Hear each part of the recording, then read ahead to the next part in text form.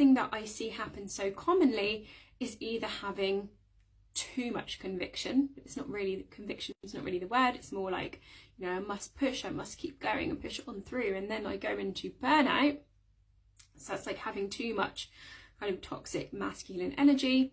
Or we see this kind of, and I see this labeled as ADHD, which it kind of partly is, but it's actually an overplayed shadow as well, of like, I pivot, I move quickly, and then I just burn the business down to the ground and start all over again. Okay, so I see this like sabotage almost playing out with this conviction piece.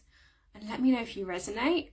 I've certainly been there in the like over conviction space. So when I was in my corporate job, I was in extreme burnout because I was pushing so hard. And I was like, I must show up, I must please the people, I must do the thing, I must get the bonus, okay? But what I see happen a lot, as well as the other side of that, which is like, it's not working, so I'm going to stop. I'm going to launch a product or a program and I'm going to give it 2 weeks, and then, oh my gosh, no one's buying, so I'm just going to stop it. Or, you know, cutting things off, cutting people off, cutting opportunities off, and being like, no, I'm ADHD, so I move really quickly, I don't have the attention span, or I need to pivot really quickly. What I want to say to you is, with this dream, we need to have both, and we need to have both in balance. So it's like showing up with conviction. We have the dream, we have the purpose, we have the vision, like that is the bigger picture. If we zoom out, we can see like where we're heading, we can see the path that we're on, and yes, that path might shift and change, that landscape might change, the support that we need might change, but the ultimate like soul's purpose, the mission, the vision, the dream, like we know the general direction to which we are headed, okay? And it is this combination of conviction to that and showing up anyway. Like, I know that if I didn't have this business, I would still be talking about this stuff because it is something that I am incredibly passionate about. And since I started my psychology degree, actually, I lie, since I did psychology at A level, and then I did it at a degree level part-time for 7 years, like that took commitment. I was working full-time, I was doing my degree part-time. Like, this obsession with personal development started for me, this obsession to understand myself and others and learn about my brain.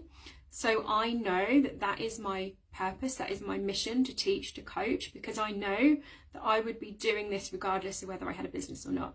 I know I'd be showing up, I know I'd still be talking about this topic, okay? So that's how you know, like, is the dream in alignment? So let me know in comments, what are you calling in? What is your path? What is your mission? What is your alignment? And what conviction and what do you need to accept in yourself? And this is another thing, right? To accept yourself wholly and fully as you are, and your shadows and your dark side and your light side and all of it. This also leads to that dream coming to fruition.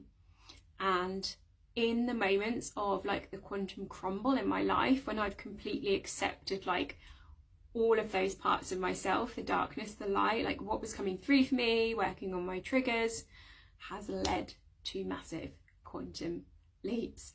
That is how I met my partner, that is how I moved to the seaside, through that process of navigating that conviction and allowing all parts of myself.